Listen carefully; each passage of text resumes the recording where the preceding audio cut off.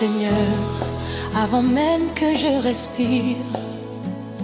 Tu étais Dieu, avant même que je comprenne la vie. Tu m'aimais déjà. Je viens, non pour demander, mais pour adorer.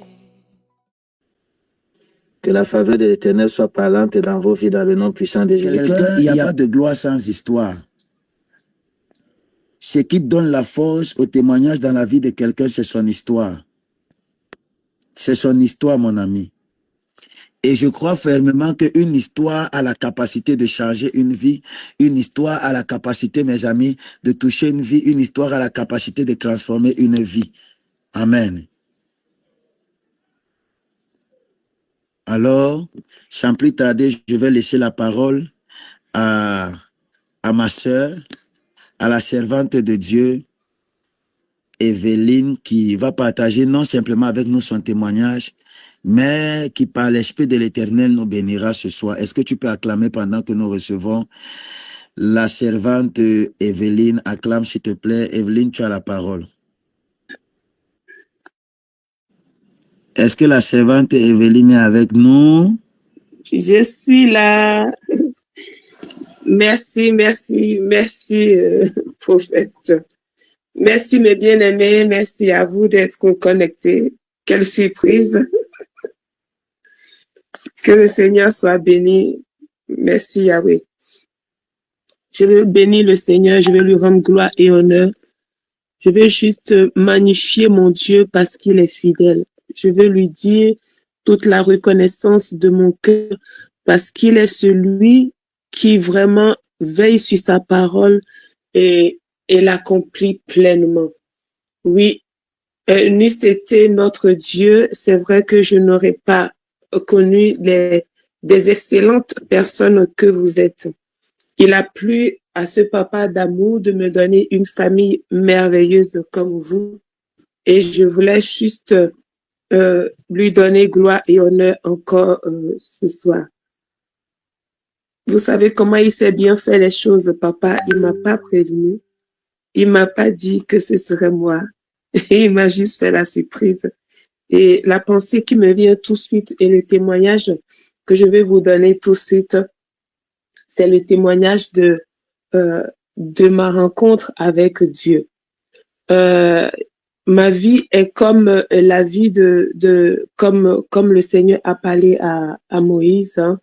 Quitte la maison de ton père, quitte ta patrie et je te montrerai.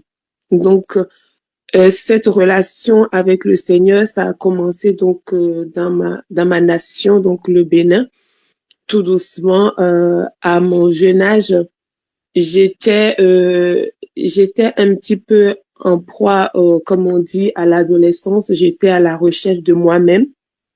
Je me cherchais un petit peu et j'étais donc très catholique. C'est ma grand-mère qui m'a communiqué cet amour, donc fervente tous les dimanches, on allait à l'église. Et arrivé à l'adolescence, je voulais plus. Petit à petit, j'ai rencontré donc des bien-aimés de renouveau charismatique. C'est une branche un petit peu dérivée du catholicisme qui parle un petit peu donc des charismes, des dons de l'esprit, mais toujours avec le culte dévoué à Marie et les saints et tout ça. Mais à partir de là, on commence déjà à parler un peu plus quand même de la parole, mais timidement. Petit à petit, donc le Seigneur m'a amené à prier avec ces personnes et très vite ils m'ont communiqué leur amour pour la prière et l'amour pour Jésus. Donc je partageais avec ces personnes mais mon dégoût, c'est pas mon dégoût, ma déception de mélanger et la religion et comment on l'appelle, la religion catholique et les traditions et l'animisme et tout, parce que dans notre famille, on était très dans la tradition, on était aussi catholique et une petite branche aussi musulmane. Donc, dimanche, on peut bien aller à l'église le matin, ben, le soir, on peut aller faire nos traditions gentiment, il n'y a pas de souci. Donc, j'ai commencé à voir que il y a quand même un petit souci. Ma question à mes aînés, c'était quoi? C'était, bon, pourquoi, si Dieu est puissant, il faut encore aller voir un autre Dieu? On voit un Dieu à l'église, un autre Dieu encore ailleurs. Donc, ils m'ont dit très simple, écoute, c'est très simple. Pour le Dieu qui est au ciel, que tu vas prier les dimanches, c'est quand tu mourras, il faudra bien qu'il t'accueille. Donc, dans ce cas, il faut que tu fasses ce qu'il te demande de faire, c'est-à-dire aller à l'église le dimanche. Et pour ce qui concerne les choses de la terre, c'est très simple. Il y a des dieux faits de main d'homme qui peuvent t'aider dans cette histoire-là sur la terre. Donc, c'était la réponse qu'on m'avait donnée. Bien sûr, je n'étais pas très satisfaite. J'ai dit oui, mais bon, je n'étais pas très convaincue. Et c'est petit à petit que les bien-aimés de Renouveau Charismatique m'ont dit non. Et ils m'ont dit très simplement, on va ouvrir la Bible et tu vas voir ce que Jésus a fait pour toi à la croix. Tu vois, à la croix, il a donné sa vie pour toi et il t'a fait rentrer dans une nouvelle alliance. Et tu n'as plus besoin d'aller égorger les bœufs, tu n'as plus besoin d'aller égorger les moutons. Tout ça là, c'est fini. Le sang de Jésus crie mieux que tous ces sangs-là. Et tu n'as rien à craindre. Maintenant, tu peux dire carrément non à toutes ces traditions. Pour un enfant qui est dépendant de ses parents, qui financièrement n'est pas autonome, ce n'est pas facile de dire non à ces choses, bien sûr. Donc, pour faire bref, évidemment, moi, comme un enfant, comme innocente, j'ai bien dit non, que je ne vais plus faire ces choses. Et c'est là que les problèmes ont commencé, donc, avec les parents. C'était comme ce qu'on peut dire, ma seule crise d'adolescence, c'était ça, en fait. Je ne veux plus aller chez les marabouts. Je refuse d'aller chez les marabouts. J'ai rencontré Jésus. En plus, ils m'ont donné un petit médaillon qui a une petite croix en bois. J'ai la croix de Jésus. Je ne veux plus obéir aux parents. Révolution. Alléluia, Jésus est puissant. Donc, du coup, ça a fait un tollé dans la famille. La maman avait très peur parce que sachez bien que ces gens-là, ils savent bien faire leurs choses. C'est-à-dire que si tu ne vas pas faire les traditions, tu es malade. Si tu vas pas égorger les bœufs et tout ça là, les moutons et tout ça, tu es malade. Évidemment, tu tombes vraiment malade puisque c'était les paroles de malédiction qu'ils avaient proférées sur nos vies. Donc, ma mère avait tellement peur de me perdre, que je perde la vie, que elle-même derrière mon dos, elle allait le faire en mon nom. Arrivé à un moment, j'ai dit, écoute, tu perds ton argent. Ça ne sert à rien du tout. Mais elle ne croyait pas vraiment. Un jour, j'ai fait un songe vraiment où le Seigneur m'a montré comment il était avec moi. Et je me suis réveillée et j'ai parlé à ma mère, j'ai dit, écoute, le sang de Jésus est vraiment puissant. Ne va plus perdre ton argent chez ces gens-là. Donne au moins cet argent, laisse qu'on puisse manger ces poulets ici, qu'on puisse être rassasié. Mais c'était peine perdue. Finalement, ils ont fait une réunion avec la grande famille parce que j'étais l'aîné de ma famille et je devais donc porter, comment on l'appelle, la transmission devait passer par moi. Donc, ils étaient en train de perdre un grand élément et il fallait pas me laisser partir comme ça. Donc, la réunion a été faite, mais la veille de la réunion, c'est là que j'ai fait le songe. Le Seigneur me dit de ne pas avoir peur et c'est vrai que quand ils ont fait la réunion, je leur ai dit, écoutez, j'ai Jésus et je ne veux plus faire ces choses. Mes oncles se sont levés, ils ont tourné le dos, ils ont dit, laissez-la faire, on verra comment son Jésus va pouvoir la libérer.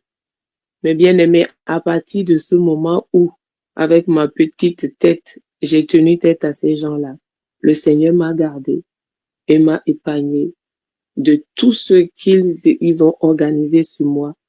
Et les mois qui ont suivi, il a envoyé un homme me sortir de la maison de mon père, c'est-à-dire mon mari, qui m'a ramené ici en France, qui est venu à payer les dots, tout. Et en quelques mois, comme je l'appelle toujours, c'est mon Moïse, il est venu me sortir. Et ici en France, où les gens disent que quand on vient en France, on perd la foi, c'est la froideur, c'est la neige, c'est la glace qui vous glace le cerveau. Non, c'est ici vraiment que le Seigneur m'a fait rencontrer des hommes de Dieu. Je bénis son nom pour le serviteur, le pasteur Modibo, qui était vraiment un homme de Dieu comme on rencontre rarement dans la vie, qui m'a parlé du Seigneur, qui m'a vraiment enseigné, qui m'a baptisé. Le baptême, c'était aussi un combat parce que pour moi, sur mon carnet de catholicité, c'est un seul baptême, un seul Seigneur. J'ai dit, hey, pourquoi il faut encore aller se faire baptiser une deuxième fois? J'ai déjà été baptisé. Et ils m'ont dit non. Le baptême là qu'on t'a fait, c'est juste on t'a mis deux gouttes d'eau. Le baptisé là, c'est s'immerger, c'est la mort et la résurrection. Il faut que tu fasses ces actes-là. Donc, il m'a vraiment enseigné. Et vous savez bien, dans nos affaires là, il y a des choses qu'on vous interdit. Ne faites pas ci, ne faites pas ça, ne faites pas ça. Donc, je suis venue ici, mais j'avais encore quelques appréhensions parce qu'il y avait des interdits. Ne mange pas l'œuf, ne t'habille pas en rouge, habille-toi en blanc, fais ci, si tu fais ça, enfin, des choses. Et pareil avec la patience des hommes de Dieu. Oui, il me donnait des versets dans la Bible. Pourquoi, comme si vous viviez encore dans le monde, vous interdisait-on, ne mangez pas ci, ne mangez pas ça. Tout ceci, ce n'est que des prétextes des hommes. Donc, avec la patience, ils m'ont entouré. Et je sais que quand le Seigneur choisit quelqu'un, vraiment, il nous donne le cœur d'aimer et d'embrasser sa parole. Donc, du coup, le Seigneur m'a permis vraiment d'avoir ces pères-là qui m'ont tout de suite branché dans la parole. Et ce qui fait que chaque fois qu'une pensée me venait par rapport aux choses que j'ai vécues dans mon passé, j'allais chercher dans la Bible, est-ce qu'il y a un mot-clé par rapport à ça? Et je regardais. Donc, tous les interdictions, je regardais par rapport à comment il faut faire. Donc, quand j'avais des soucis, des pensées qui me venaient, qu'est-ce que la parole de Dieu dit par rapport à ça? Et le Seigneur m'a appris comme ça. En fait, je veux dire, la Bible, pour moi, c'est comme le Vidal avec le médecin. Tu vois, tu as un problème, un diagnostic à poser, va chercher les versets bibliques. Dieu a tout traité, il a tout réglé, il a tout fait. Donc, vraiment, je rends grâce à Dieu vraiment pour ma vie. Je rends grâce à Dieu parce que il m'a sorti de la maison de la servitude, physiquement mais spirituellement aussi. Et je sais que le but de Dieu pour ma vie, c'est que le culte de Yahweh soit restauré dans ma famille, que le règne de Dieu soit restauré dans ma famille, que réellement à partir de moi, que les générations qui suivront soient consacrées à Yahweh. Yahweh a vu que ça a trop duré. Les idoles, ça a trop duré. La servitude, ça a trop duré. Les ténèbres sur ma famille.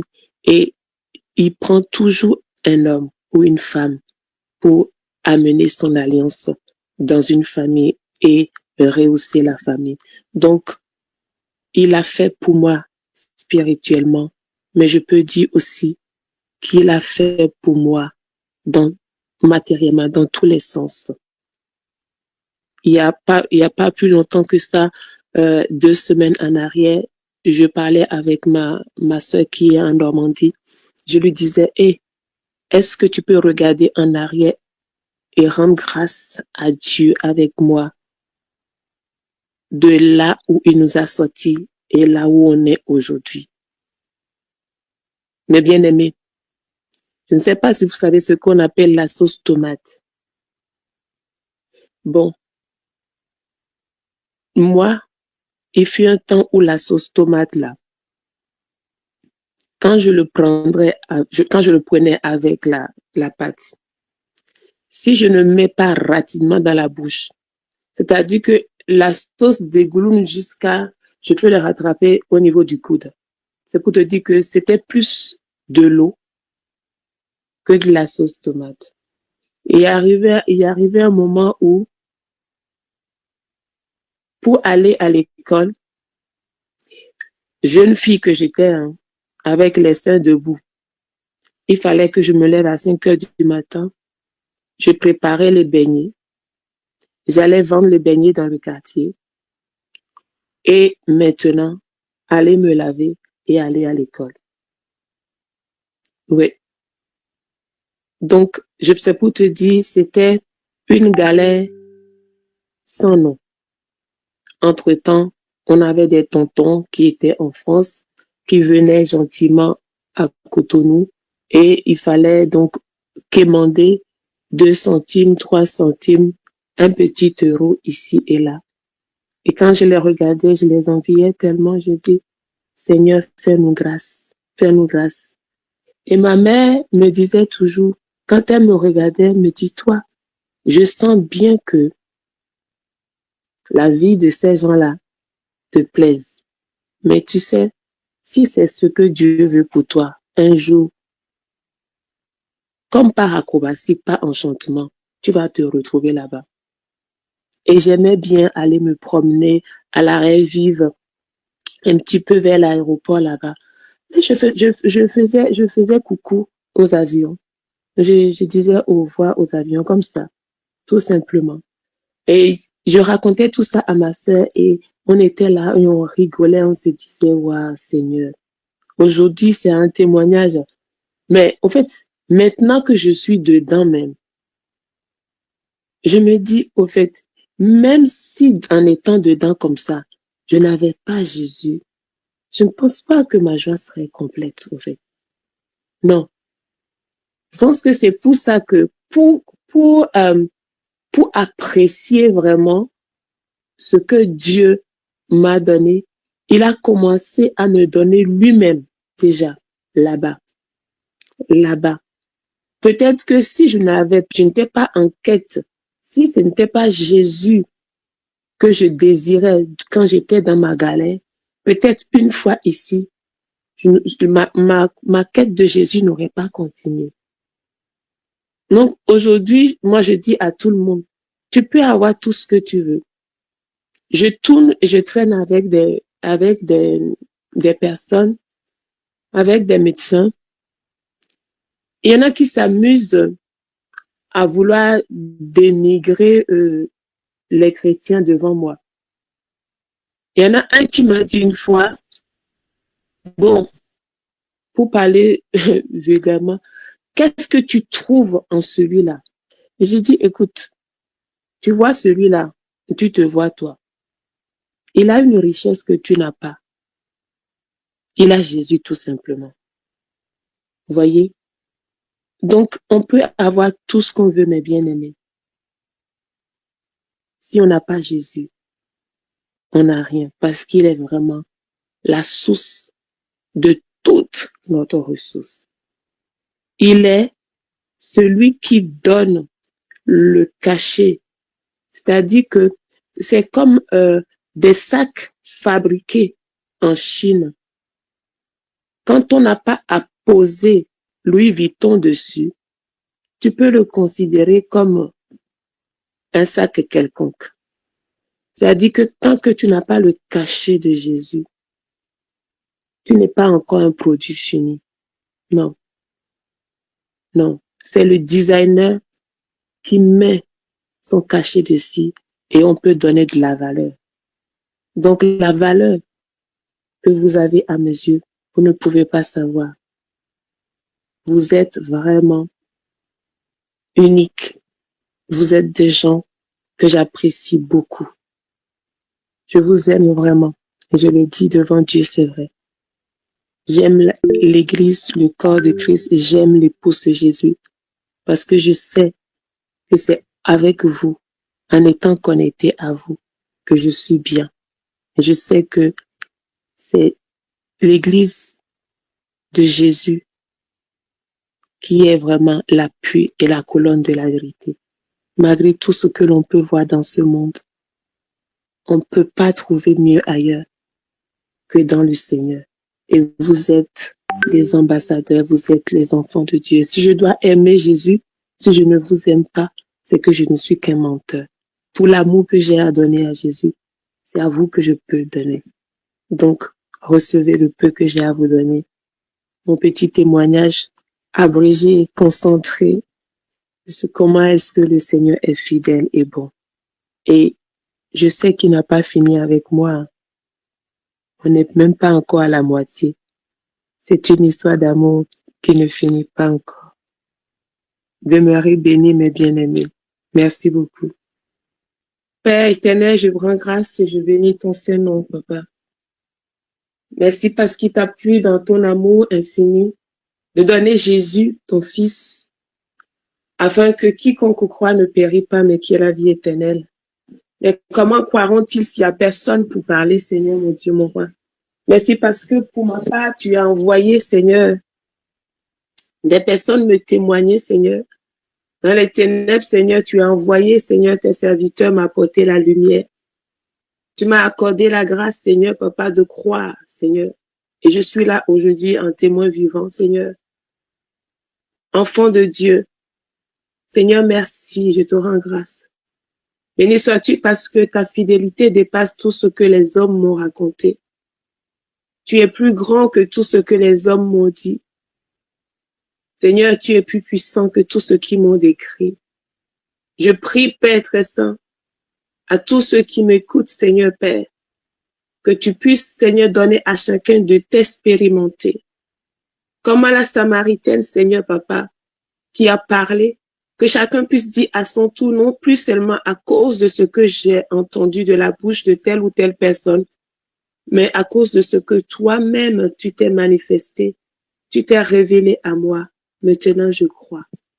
Père, je prie au Dieu d'amour et de bonté, Seigneur, que notre foi ne soit pas théorique, mais que ce soit expérimental.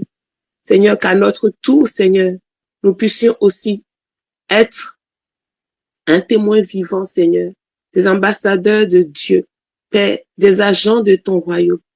Je prie que dans le nom de Jésus-Christ de Nazareth, Seigneur, cette chaîne, Papa, ne s'arrête pas à nous, mais que de génération en génération, dans nos familles, Père, dans nos nations, dans nos quartiers, Seigneur, là où tu nous places, Seigneur, que ton règne s'établisse, Seigneur. Père, je demande que dans le nom de Jésus-Christ de Nazareth, Seigneur, nous formons, Seigneur mon Dieu, mon roi, ce corps de Christ en mouvement, ces agents de l'expansion, ces hommes et ces femmes qui répandent le parfum de la connaissance de Jésus et qui impactent leur génération. Père, je prie que quel que soit ce que tu veux faire en ce moment, dans ces temps de la fin, de grâce, ne le fais pas sans nous. Voici, Seigneur, des vases. Nous nous déposons devant toi, Seigneur. Remplis-nous, remplis-nous, remplis-nous. Seigneur, quand le vin est nouveau, la puissance aussi est nouvelle. Dans cette génération, Seigneur, où la démonstration, Seigneur, Papa, des puissances sont là. Père, que ton Église ne reste pas à la touche.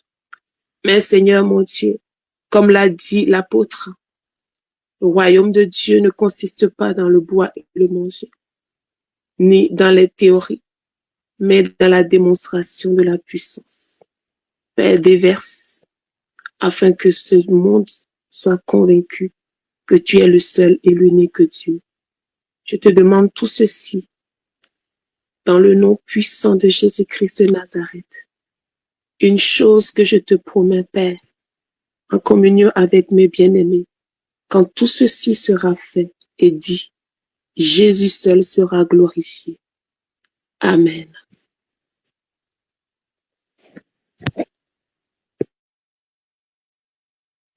Amen, amen, amen, amen, amen, amen, amen. Nous bénissons le nom de l'Éternel pour la grâce dans la vie de sa servante Evelyne. Et nous disons merci à Dieu. Je crois, ma foi, que nous tous, nous avons été touchés par son témoignage. Quelqu'un a-t-il une question à poser à la servante de Dieu par rapport à ce qu'elle a partagé avec nous? Tu as une question à poser, elle est disposée à répondre avant que je ne prie. Si tu as une question ou quelque chose à dire, tu démutes simplement ton micro.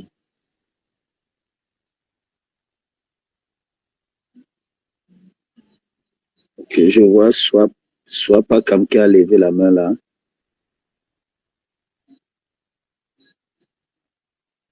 Oui, Chab, si tu as quelque chose à dire, tu démutes ton micro.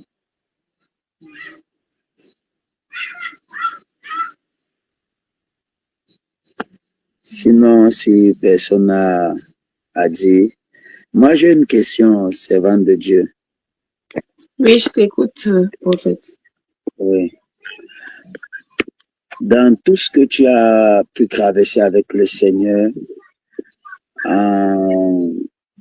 tout ce que tu as vécu dans ces différentes étapes, est-ce que la foi était la même depuis ton début jusqu'à présent? Qu'est-ce qui a marqué? Si ta foi n'était pas la même, qu'est-ce qui a fait croître ta foi? Et qu'est-ce qui, selon toi, selon ton expérience, qu'est-ce qui peut développer l'amour de Dieu dans la vie d'un chrétien? D'accord. Je peux dire qu'on grandit dans la foi à travers les épreuves qu'on rencontre. Je ne dis pas toujours que Dieu va te casser un pied pour te prouver qu'il est le Rapha qui peut guérir, non. Mais un enfant de Dieu, l'Éternel est l'Éternel des armées, un enfant de Dieu, on doit s'armer d'une pensée, c'est que nous sommes des guerriers. C'est que un enfant de Dieu est né pour combattre. C'est quoi le combat est quoi? C'est pas pour combattre contre Dieu, non. C'est que dès que Dieu a mis son focus, a mis son doigt sur toi, tu deviens l'ennemi à abattre Tu deviens un agent du royaume. Donc, celui qui est l'ennemi et qui veut détruire les choses que Dieu fait, il est contre toi. Il n'est pas très loin. Il est contre toi. Et il va pas prendre des personnes à l'extérieur, il va prendre déjà ta propre chair. Il va prendre des gens que tu apprécies beaucoup, des gens qui sont autour de toi. Qu'est-ce qui a fait croître ma foi? Déjà, la parole de Dieu. Moi, je suis quelqu'un, quand la parole de Dieu dit oui, je dis oui. Mais je réfléchis beaucoup. Je suis comme les chrétiens de Béret. Je dis oui, je vais fouiller et je demande à Dieu maintenant, parle-moi. Et le Seigneur ne tarde pas à me parler par des circonstances. Voyez comme Jésus avec il prend les choses naturelles pour m'enseigner, pour m'instruire, pour me parler. Donc, quand je rencontre une situation, moi je me base toujours sur ce que Romain dit. Ni la mort, ni la vie, ni le présent, ni le passé, ni l'avenir, ni les anges, rien ne peut me séparer de l'amour de Dieu. Donc, je suis convaincue que Dieu m'aime. Parce que je ne le cherchais pas. Il est venu me chercher. Donc, au jour d'aujourd'hui, c'est pas maintenant que je suis dans sa maison qu'il y aura des amours. Non. Il a prouvé son amour quand j'étais encore dans la boue du péché. Christ est mort pour moi. Il n'y a pas un plus grand preuve. Donc, tout ce que je traverse, je me dis toute chose concourt à mon bien. Même quelqu'un vient me faire du mal. Je dis, Seigneur, qu'est-ce que tu veux m'enseigner par rapport à ce qui se passe là?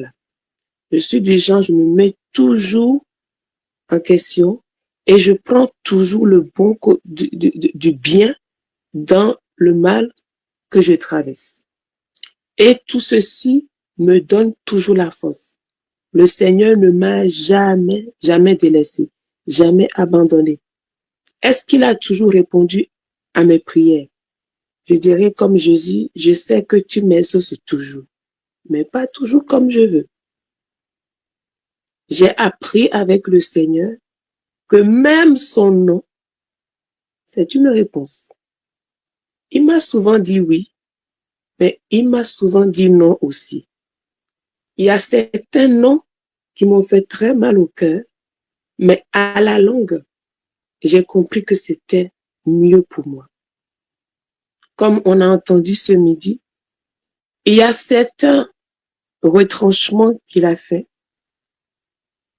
Parce que moi, j'étais un peu bizarre aussi, hein. En fait, c'est-à-dire que moi, j'avais ma manière de voir, tu vois, non? Ah, j'avais des plans bien définis. Bon, je suis une maman de 6 enfants. Moi, mon plan, c'était 2 enfants. Tu vois, non, 2 enfants, avec ta voiture 5 places, il y a la 3e place là au milieu, les enfants ne se touchent pas, vous n'êtes pas coincés, vous allez au restaurant, vous prenez votre table à 4, c'est mignon, c'est tout beau, voilà. Ça déborde pas. Quand tu fais le linge, c'est carré, voilà. Tu vois, non? Donc moi, c'est 2 enfants. Point. Voilà. Mais le Seigneur a dit non. Et il a voulu plus. Dans le plus qu'il a voulu, j'ai compris parce que à côté, je peux vous dire que j'ai mes sœurs, même père, même mère, qui galèrent pour avoir un seul, qui n'ont pas. Je peux te dire que dans mes enfants, il y a 2 qui ressemblent très pour trait à une de mes sœurs qui est en train de galérer, de chercher encore les enfants jusqu'à aujourd'hui.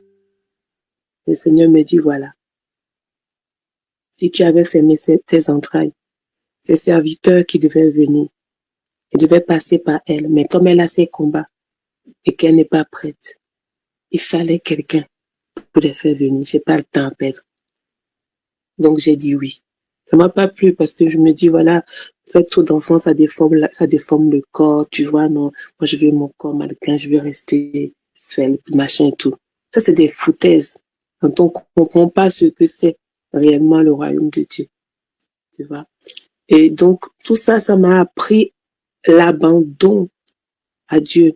C'est-à-dire que aimer Dieu, c'est pas simplement prêcher, machin et tout, non. C'est se dédier à Dieu. Voilà. Je me dédie à Dieu corps et âme, ma vie est à Dieu. Je ne m'appartiens pas, j'appartiens à Dieu. Donc, il fait de moi ce qu'il veut. Il a dit oui, il a dit non parfois. Ça m'a appris à l'obéissance en toutes choses. Et il ne m'a jamais déçu. C'est tout ceci qui fait vivre Dieu, c'est ça qui fait grandir notre foi. Si tu ne veux pas traverser les difficultés, tu ne veux pas bien connaître Dieu parce qu'il dit, c'est en face de tes adversaires, c'est-à-dire en face de tes défis, en face de tes problèmes, il loin de ta tête, il pourvoit, il te remplit, il te donne de quoi traverser. Des fois, il permet que tu traverses à travers la montagne, des fois tu parles, la montagne s'en va, des fois tu gravis la montagne. Tout dépend comment il veut faire avec toi et ce qu'il veut t'enseigner. Donc, la vie avec le Seigneur, c'est un enseignement de tous les jours. Et aussi, je me suis entourée, il m'a permis de me connecter à chaque saison de ma vie. Il me connecte aux grâces qui correspondent, qui peuvent m'apporter quelque chose de bon. Et il m'a toujours donné cet esprit d'honneur et me permet de toujours tout de suite discerner en quoi cette personne est bien, bon pour moi en cette saison. Et il m'a enseigné très vite aussi les dons donc des 5 ministères.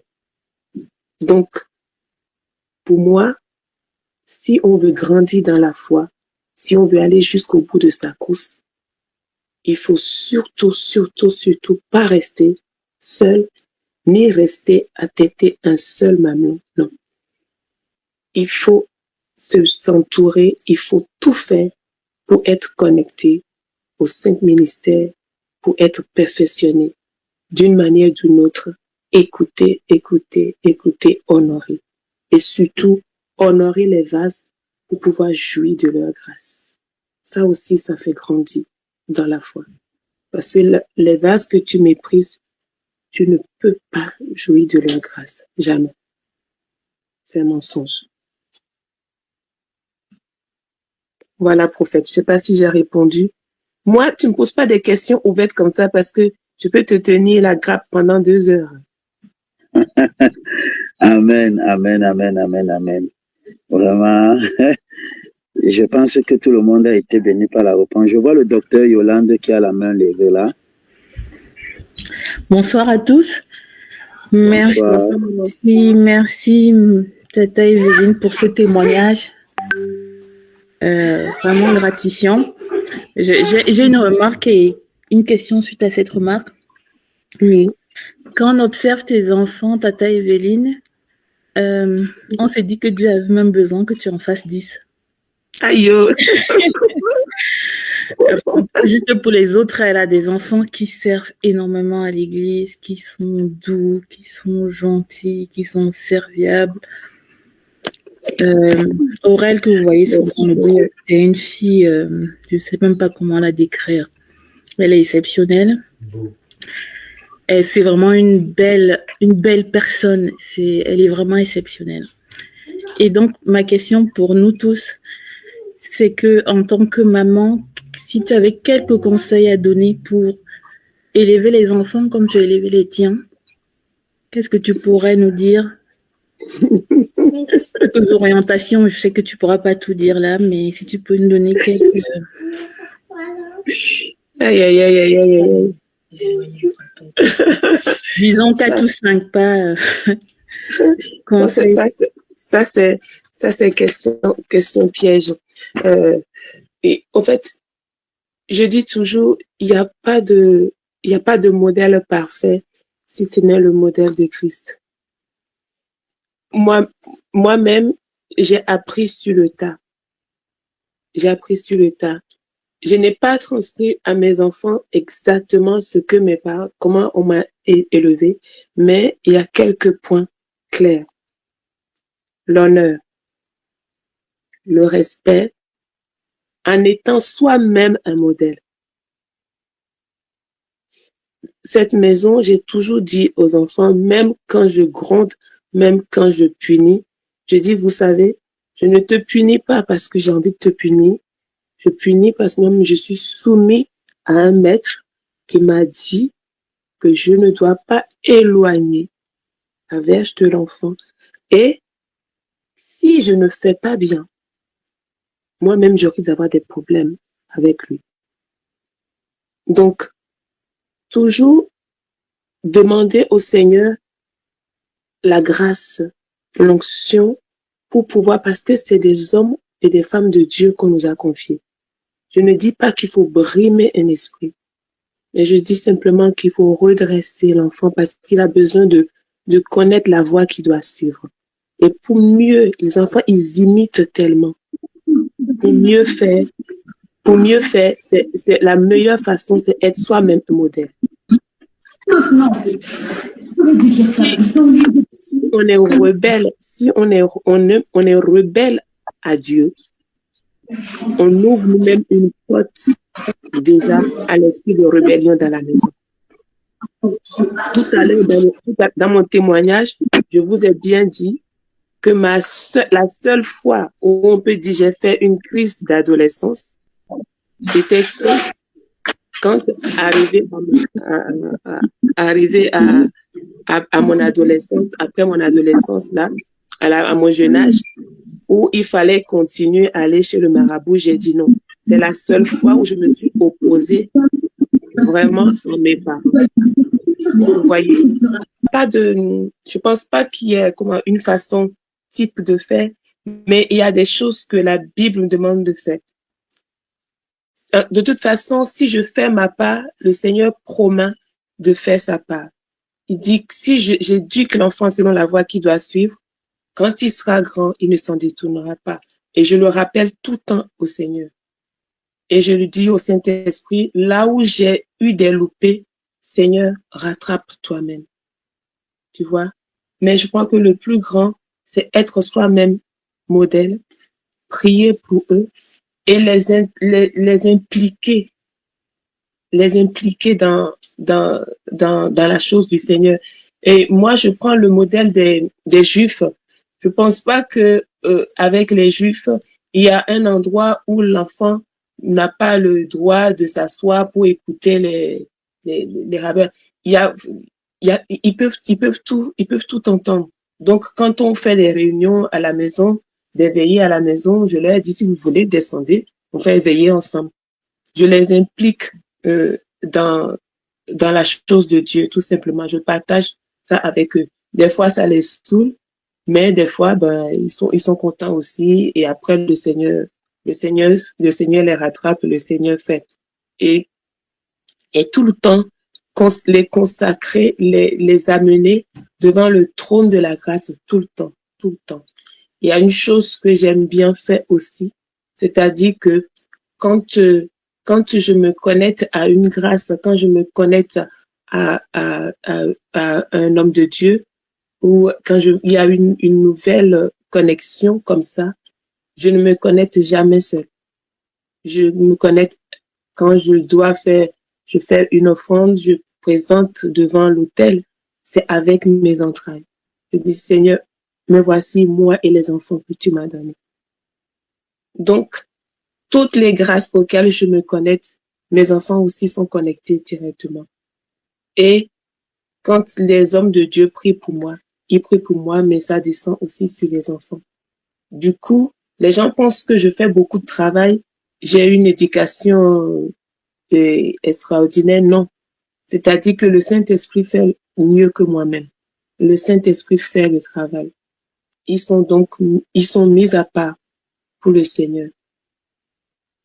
Vous voyez? Donc, c'est ça. Pour ce qui est pratico-pratique, je pense c'est ça. Modèle et comment consacrer au Seigneur et le Saint-Esprit. Oui, je prie pour eux la prière de Paul. Seigneur, illumine les yeux de leur cœur. Remplis-les de ton Saint-Esprit. Parce que s'ils sont remplis du Saint-Esprit, l'éducation serait facile. Donc ça, par contre, oui. Tous les matins, je demande, Seigneur, je pense qu'ils ont besoin d'être encore bien huilés aujourd'hui. Des seins encore remplis encore. Oui. Et voilà. Je sais pas si j'ai répondu aux questions. Oui, merci beaucoup. Ok, super à tous, soyez bénis. Mes amis, demain, notre rendez-vous sur Google Meet, c'est 20h. Nous allons avoir une autre intervenante demain. Je crois, ma foi, que nous avons tous été bénis et que vraiment, ce sont des moments riches pour moi. En tout cas, particulièrement, j'ai profondément été béni.